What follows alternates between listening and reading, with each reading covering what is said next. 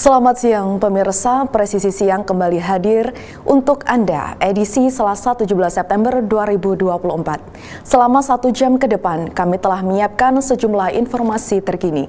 Bersama saya Brigpol Intan Anansi. Kita lihat dulu 3 berita utama siang ini.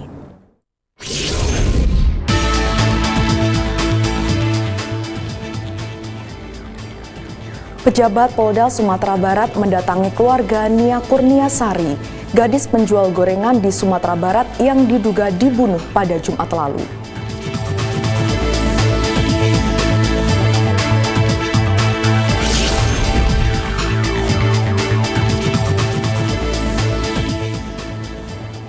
Tim terjun payung Kor Brimopolri meraih sejumlah prestasi pada perhelatan Pekan Olahraga Nasional PON ke-21 di Aceh Sumut.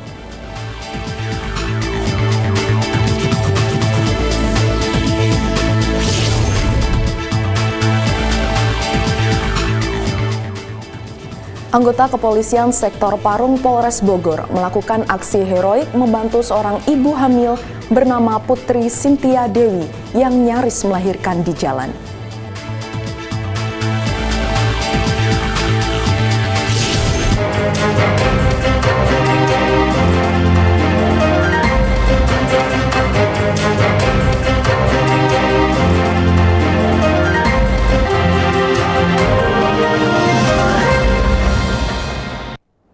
Pemirsa, kita ke berita pertama. Pejabat Polda Sumatera Barat mendatangi keluarga Nia Kurniasari, gadis penjual gorengan di Sumatera Barat yang diduga dibunuh pada Jumat lalu.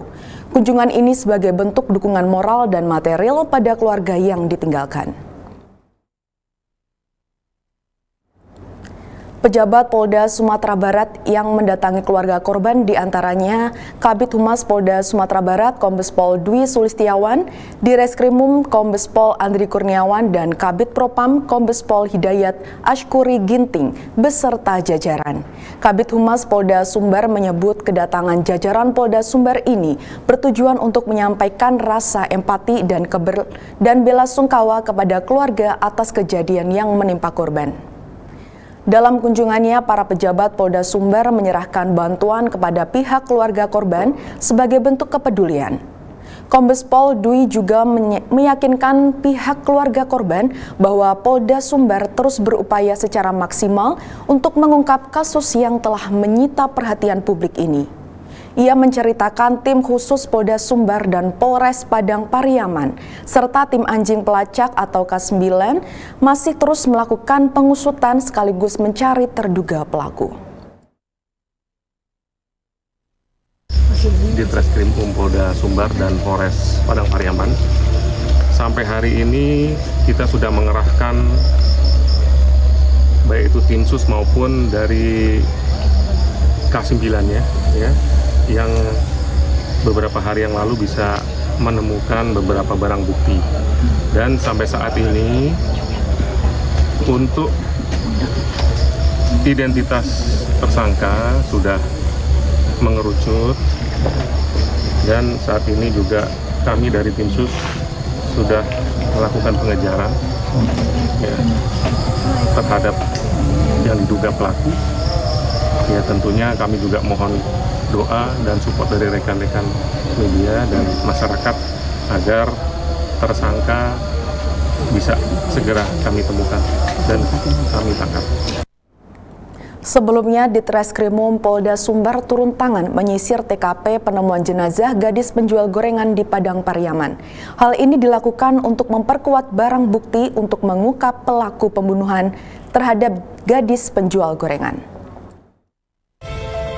Penyisiran TKP penemuan jenazah gadis penjual gorengan di Padang Pariaman langsung dilakukan di Krimum Polda Sumbar Kombes Pol Andri Kurniawan dan Wadir Krimum AKBP Abdul Aziz bersama personel Inafis Polda Sumbar dan K9 Tim Samapta Polda Sumbar.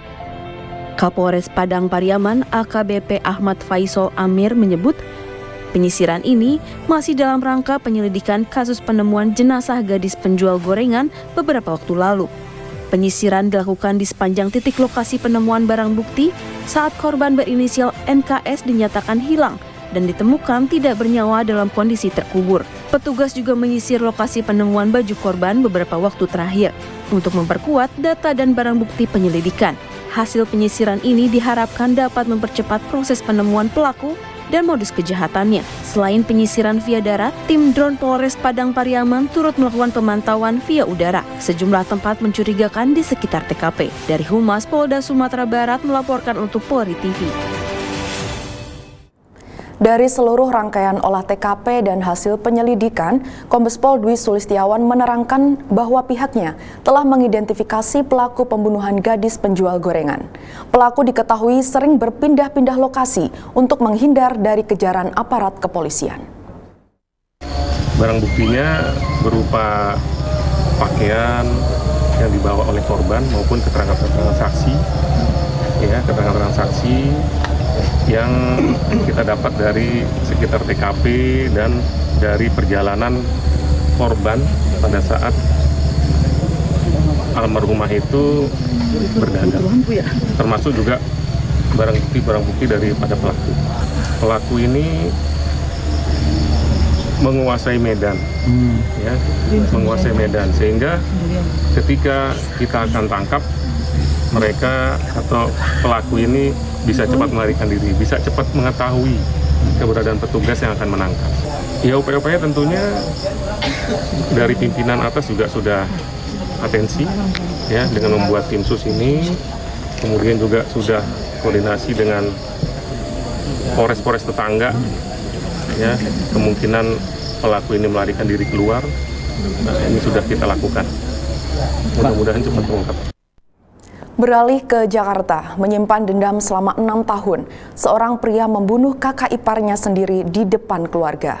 Kepada polisi, pelaku mengaku sakit hati dengan ucapan dan perbuatan yang dilakukan korban.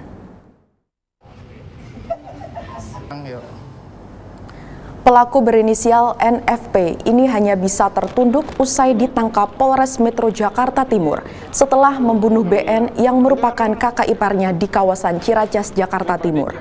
Dari hasil pemeriksaan terungkap motif pembunuhan di latar belakang bahwa pelaku dendam dengan korban yang sudah disimpan bertahun-tahun.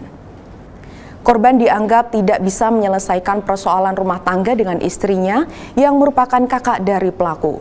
Pria berusia 30 tahun ini juga kesal dengan ucapan dan perbuatan korban.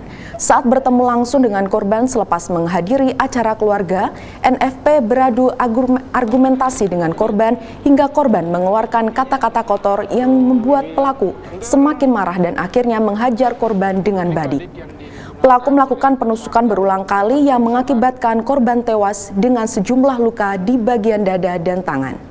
Ironisnya, aksi pembunuhan ini dilakukan pelaku tepat di depan istri dan anak korban.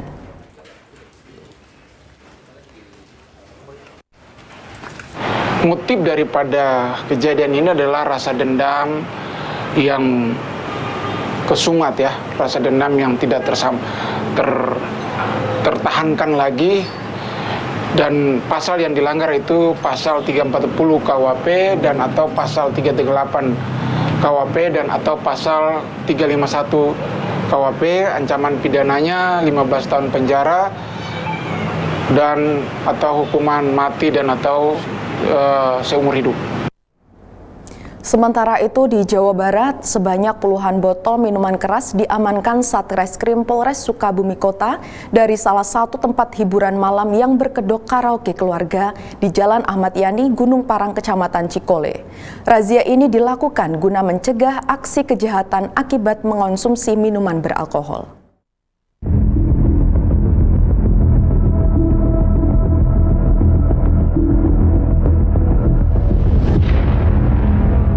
Malam ini kita Satreskrim Polres Sukabumi Kota gabungan dengan unit Propos dan Sat Sabara melaksanakan razia ke tempat hiburan malam. Adapun hasil yang kami peroleh yaitu kami dapat mengamankan 81 botol miras berbagai jenis.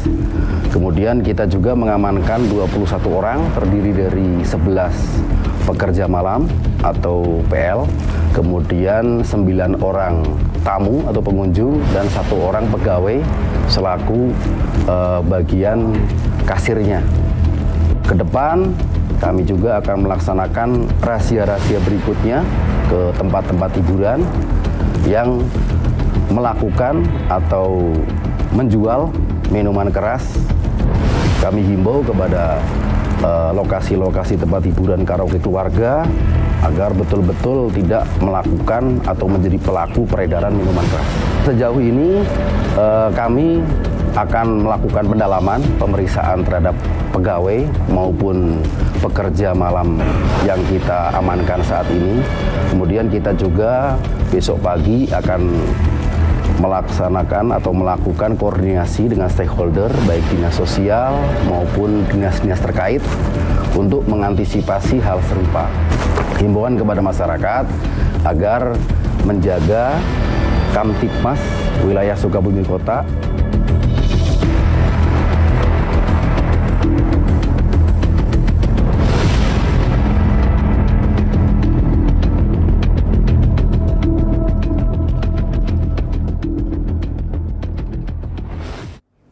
Kita beralih ke Kalimantan Barat. Aparat penegak hukum dari Polres Kapuas Hulu bersama tim gabungan melakukan penertiban terhadap aktivitas pertambangan emas tanpa izin di Desa Tanjung Harapan, Kecamatan Suhait, Kabupaten Kapuas Hulu. Penindakan berupa pembakaran peralatan tambang guna menghentikan aktivitas penambangan emas ilegal yang berpotensi merusak lingkungan setempat. Menindaklanjuti adanya pemberitaan tentang aktivitas pertambangan emas tanpa izin serta video viral di akun media TikTok dan di beberapa media online di wilayah Rantau Penawan Rinbak, Desa Tanjung Harapan, Kecamatan Suhait, Kabupaten Kapuas Hulu.